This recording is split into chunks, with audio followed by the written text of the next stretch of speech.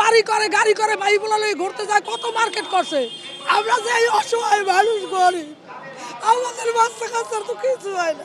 বকেয়া বেতন আর ঈদ বোনাসের অনিশ্চয়তায় মেঘ জমেছিল পরিচ্ছন্নতা কর্মীদের কপালে। তবে প্রধানমন্ত্রী তারেক রহমানের বিশেষ ঈদ উপহারে সেই আধার কেটেছে।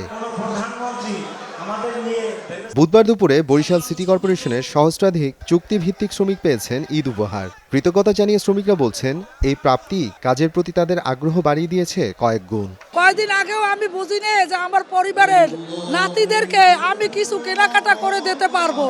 আমি খুব কান্না করছি।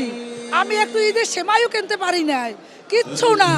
কিন্তু তারপর আমি যখন জানতে পারলাম এই প্রধানমন্ত্রী আমাদের জন্য 5,000 টাকা উপহার দিয়েছেন এবং টিভিতে হেডলাইনে দেখলাম, তখন আমি খুশিতে কি করব, আমি আত্মহারা হয়ে গেছি। আগে কখনো পাইনি এটা, এখন পেয়ে অনেক খুশি। ট্রু 700 ppm আকিশ বসির গ্লাস কেনার আগে দেখে নিলেই জিতবেন।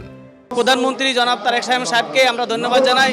আমরা বিগত আরো প্রধানমন্ত্রী দেখছি, তার মতন কোনো প্রধানমন্ত্রী এই বিল আমরা পাই নাই। স্যারকে আল্লাহ ভালো রাখুক, আমাদের ফ্যামিলি নিয়ে এই টাকা দিয়ে আমরা ঈদ উপভোগ করব। মাননীয় প্রধানমন্ত্রী তারেক রহমান সে আমাদের প্রতি সুদৃষ্টি আকর্ষণ করছে, ঠিক আছে, আমরা তার প্রতি কৃতজ্ঞতা প্রকাশ করছি। আমাদের প্রধানমন্ত্রী উনি চিন্তা করেছেন, আমি যখন তার কাছ থেকে দায়িত্ব নিলাম এবং প্রথম উনি আমার হাতে এই চেকটি তুলে দিয়ে বললেন, তাদেরকে বলবেন তাদের পাশে আমরা আছি।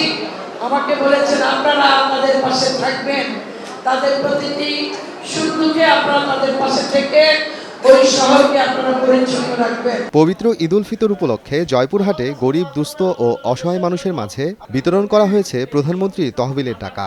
বেলা 11টায় শহরের গুলশান মোড়ে তালিমুল ইসলাম একাডেমির হলরুমে 10 লাখ টাকা বিতরণ করা হয়।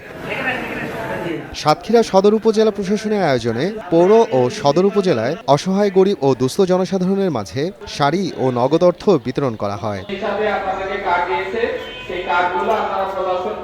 এছাড়াও চাঁপাইনবাবগঞ্জের শিবগঞ্জে খেটে খাওয়া শ্রেণীর প্রায় 3,500 পরিবারের মাঝে নগদ অর্থ বিতরণ করেছে শিবগঞ্জ বিএনপির আহ্বায়ক আশরাফুল ইসলাম। এ সময় নগদ অর্থ ছাড়াও চাল ও বিভিন্ন খাবার বিতরণ করা হয়। মোহাম্মদ আফরানুল ইসলাম, সময় সংবাদ।